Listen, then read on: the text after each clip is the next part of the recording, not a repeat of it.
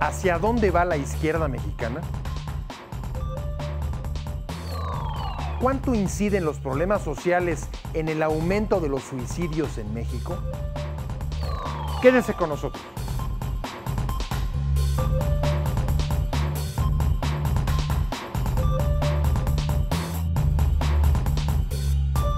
Buenas noches, usted y los asuntos que le interesan son parte de esta agenda. El regreso del PRI y la validación del triunfo de Enrique Peña Nieto precipitó una división larvada desde hace mucho tiempo en la izquierda. No obstante, su segundo lugar en las elecciones.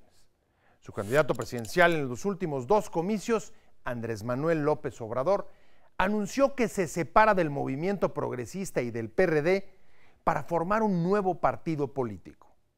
La ruptura abre una crisis para la izquierda, que tras dos intentos fallidos de ganar la presidencia, requiere consolidarse como alternativa de poder en lo nacional para poder lograrlo en el 2018. El movimiento tendrá consecuencias en todas las fuerzas de la izquierda y puede obligar a una reforma largamente pospuesta en el PRD. La izquierda no ha eliminado de su perfil cacicazgos y prácticas clientelares, tribus, cotos de poder y rivalidades internas. Los dos líderes que le dieron vida, dinero y votos desde 1988 son Cuauhtémoc Cárdenas y López Obrador. ¿Cuál es el futuro de la izquierda? Rubén Rojas nos habla de este tema en el siguiente reportaje. La fragmentación de la izquierda mexicana se percibe como uno de los escenarios tras la decisión del ex candidato presidencial Andrés Manuel López Obrador de separarse de los partidos que conformaron la coalición Movimiento Progresista. Hoy, el anuncio de Andrés Manuel López Obrador nos regresa atrás en el tiempo, nos regresa a la división de las izquierdas, nos regresa a la atomización de las izquierdas, que es obvio, va a conducir a la fragmentación del voto. Sin embargo, la pérdida del líder que durante más de una década encabezó los esfuerzos de la izquierda para llegar a la presidencia de la República, también abre un nuevo frente político que puede dar cabida a otras expresiones. De consolidarse el Movimiento de Regeneración Nacional como partido político, aumentan las posibilidades de que la izquierda mexicana busque nuevos adherentes dentro de la sociedad e incremente su representatividad. La conclusión es evidente: si quieres cambiar este país, tienes que organizar por abajo a esta sociedad, no solo ofrecerle una disyuntiva electoral. Y esa es la apuesta de Morena: construir un movimiento que enraíce organizativamente por abajo en esta sociedad. A decir de los liderazgos del PRD, este es el momento para que el partido inicie una profunda reflexión encaminada a superar las históricas divisiones internas. Debemos caminar en la perspectiva de la conformación de un partido frente, en el que podamos caber todos en su momento, incluidos los compañeros de Morena, con independencia de que formen o no el partido o se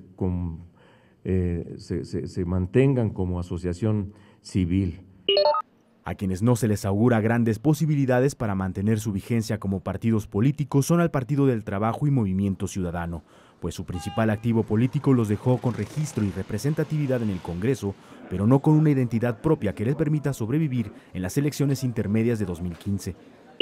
Nuestro código actual establece desde el año 2007 una sabia regla, resumida en una frase popular mexicana: aquí está bien que se junten, pero a la hora de los votos, cada quien para su santo. Y hay que acreditar los votos. ¿Qué puede pasar con el Partido del Trabajo y con el Movimiento Ciudadano? No quiero hacerle el adivino, no tengo la bola de cristal. En final de cuentas, lo que creo es que la atomización de la izquierda va a operar, primero que nada, en contra de los partidos más chicos.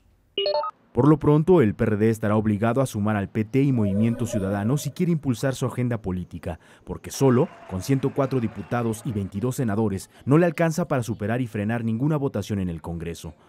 No lo veo como una reflexión de un solo partido, sino de todos juntos. Yo sería muy partidario de una reflexión de todos los partidos de izquierda conjunta y los movimientos sociales. ¿Tendiente a qué, don Porfirio? Tendiente a tener una línea estratégica, claro. ¿A dónde vamos? Sin proponérselo, probablemente la izquierda mexicana esté inaugurando una nueva etapa de frentes ideológicos, donde los partidos de izquierda y los movimientos ciudadanos sumen esfuerzos en una agenda común. La propuesta que se perfila es la llamada conformación de partido frente. Y yo espero que de aquí al 20 de noviembre el PRD tome decisiones para retomar los acuerdos fundacionales que nos dieron origen, pero también para establecer nuevas reglas. Yo espero que el PRD también acepte la propuesta que he hecho para construir un partido frente de las izquierdas en el país. Y el hecho es que hay 4 organizaciones distintas, ese es un hecho, y que deben, ese es un deber ser, es algo deseable, coordinarse para objetivos políticos y electorales conjuntos. Para que esto suceda, Morena deberá primero obtener el registro como partido político. De acuerdo con el artículo 28 del COFIPE, Morena deberá notificar su intención al IFE a más tardar en enero de 2013, generar estatutos, declaración de principios y definir órganos directivos. Además, tiene que realizar 20 asambleas estatales o 200 distritales y demostrar que cuenta con por lo menos 0.26% de ciudadanos afiliados e inscritos en el padrón electoral, es decir, más de 200,000 ciudadanos. Si Morena, su líder, Andrés Manuel López Obrador, deciden cursar el camino de Damasco, pues entonces van a empezar en enero del año que entra y este recorrido por el camino de Damasco va a concluir el 1 de agosto. El 1 de agosto, si cumplieron todos los requisitos y el IFE les otorga el registro, habrá un nuevo partido político nacional, el 1 de agosto del año 2014. De consolidarse este registro, en México habrá 4 fuerzas identificadas con la izquierda, mismas que deberán sumar esfuerzos cada 3 y 6 años para competir en los procesos electorales federales y luchar entre ellos por mantener la preferencia del electorado con riesgo de perder el registro. La jugada de López Obrador sacude a la izquierda, aunque en su despedida evitó llamar la ruptura y se esforzó por dejar abierta la puerta para un futuro frente político contra el PRI o electoral con las fuerzas que la integran. Pero sin él, el Partido del Trabajo y el Movimiento Ciudadano tienen amenazada su sobrevivencia. El PRD puede sufrir una fuga de militantes y de votos sin una reforma que los acerque a nuevos votantes de clase media y de ciudades del centro y norte del país. López Obrador tiene organización, seguidores y votos para el nuevo partido. Pero se le abre también una travesía en el desierto hasta el registro. Según la ley, en 2015, cuando podría volver a tener financiamiento público. La ruptura abre el riesgo de fragmentación del voto de la izquierda, pero también la oportunidad para renovar liderazgos y construir un perfil coherente con los cambios de ideas, valores y circunstancias en el país y en el mundo.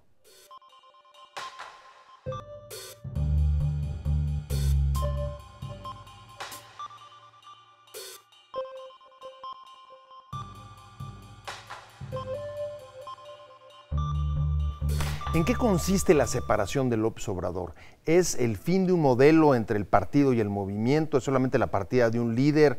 ¿Es la fragmentación de la izquierda? ¿Qué significa lo que está pasando? Mira, es una decisión que muchos esperaban que se diera en algún momento y lo que sucedió fue que Andrés Manuel decide tomar su propia ruta para desplegar su estrategia sin ninguna cortapisa, sin tener que estar rindiéndole cuentas a un partido, especialmente al PRD, del que ya de hecho se había separado prácticamente desde el 2009, y es al mismo tiempo la posibilidad del PRD para también desplegar sus propias banderas, sus propias estrategias en el momento actual.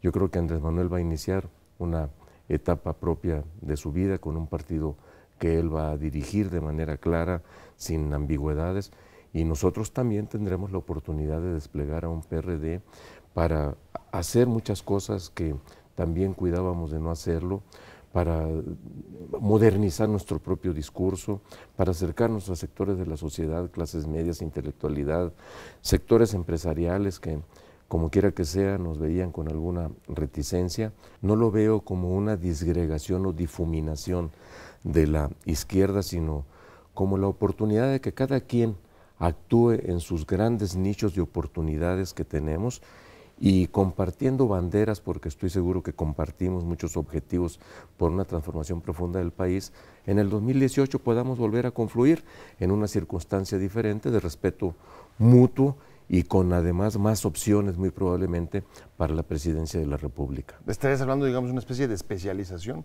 cada quien a su nicho y cada quien sus estrategias, pero al final convergencia, por ejemplo, en frentes electorales o políticos. Sí, yo creo que Andrés Manuel tiene una clara simpatía en sectores determinados de la población. Nosotros como partido que tenemos una gran gama de responsabilidades institucionales en el legislativo, en los gobiernos estatales y municipales que tenemos bajo nuestra responsabilidad, en la participación electoral, en nuestra relación con las organizaciones de la sociedad civil, los movimientos sociales, todo eso nos exige desplegarnos de una manera multilateral, mucho más allá de lo que significaría la actuación de un liderazgo tan importante como Andrés Manuel, pero que pues tiene también su propia visión, cada quien en su circunstancia, diría Ortega y Gasset.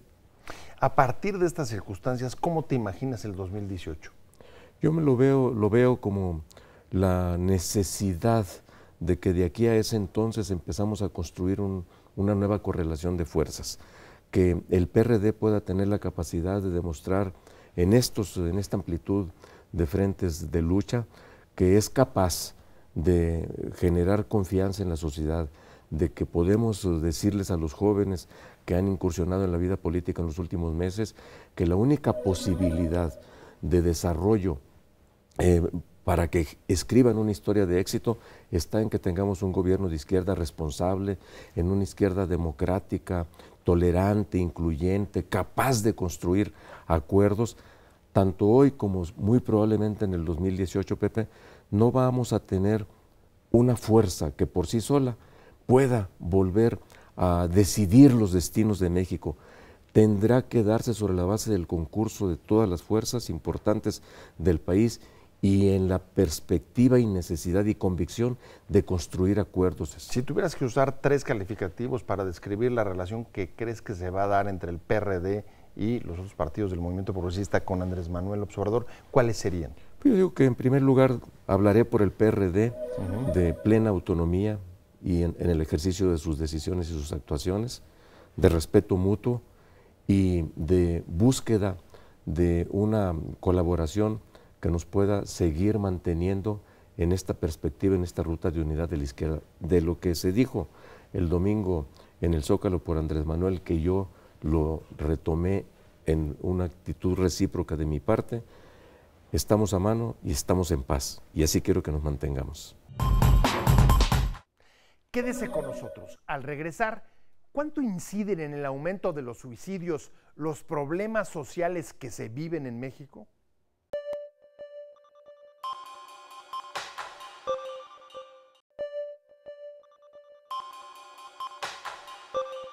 Hay fenómenos de existencia inmemorial como el suicidio.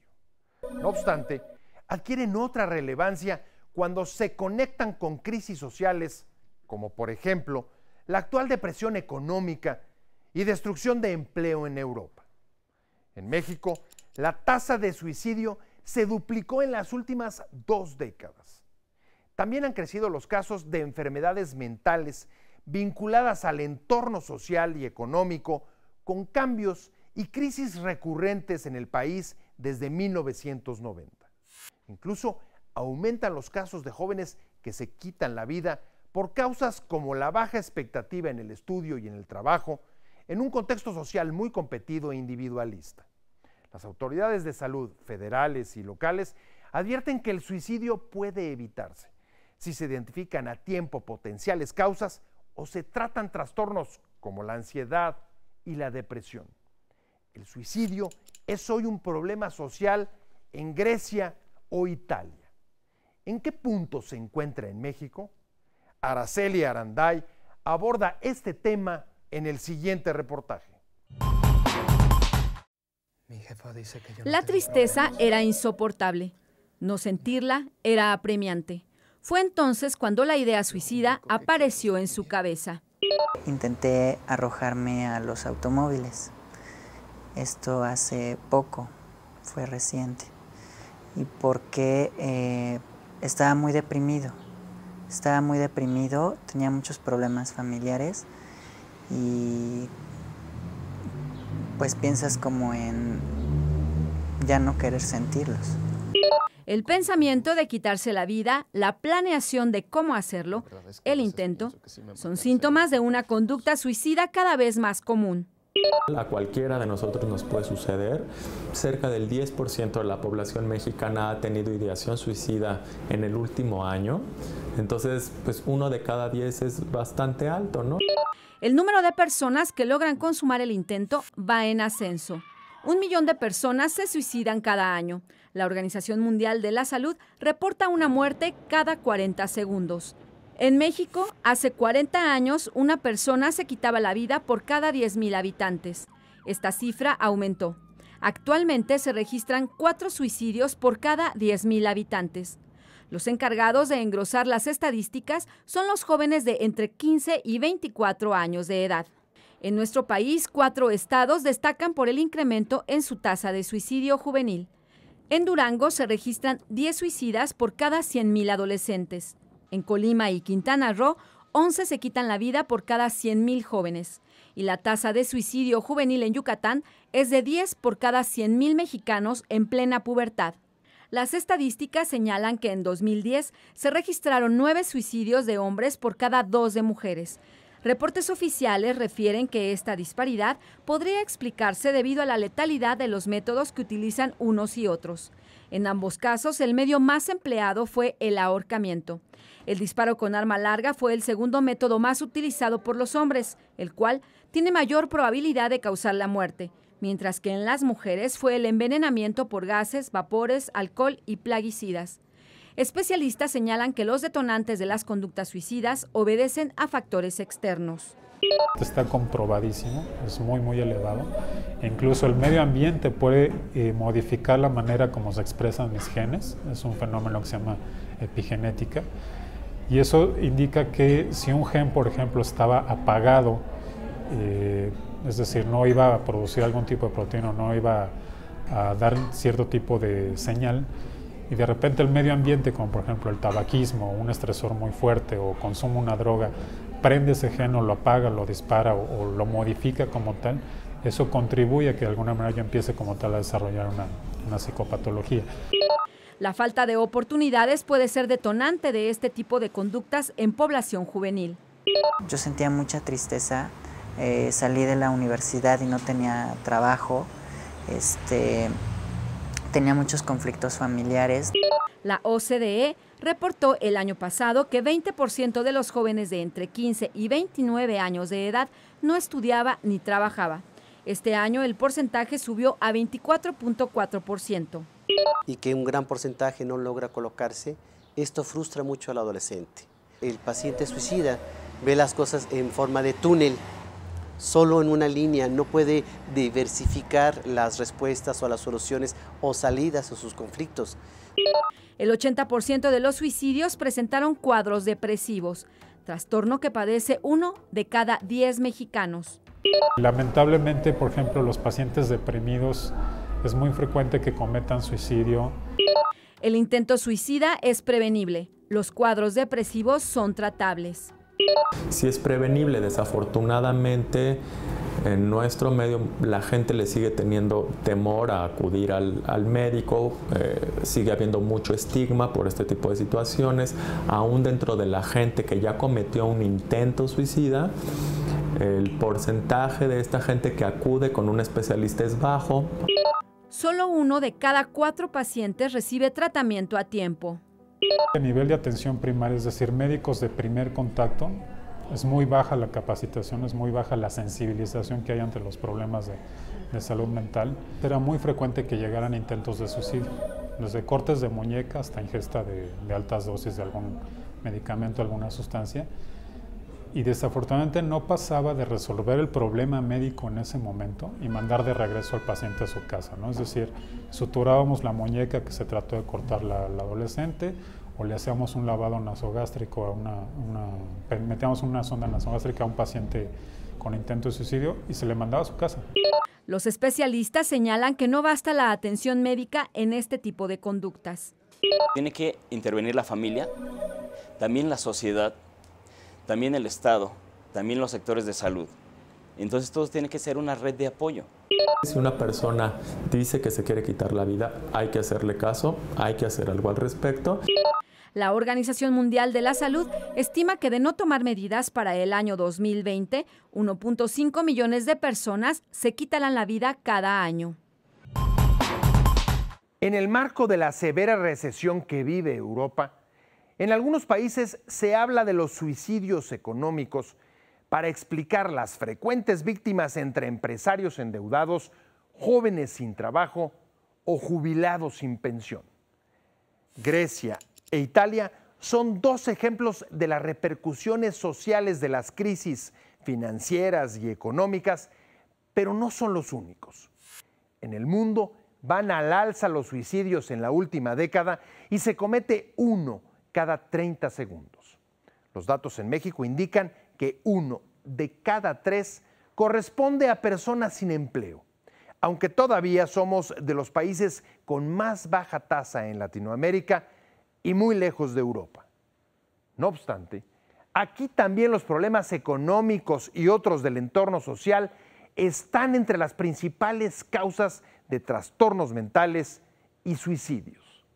Si la proyección es que la incidencia de las enfermedades mentales se incremente hacia 2025 en urbes como el DF, vale la pena comenzar desde hoy a poner atención en este problema para tratar de prevenir el suicidio.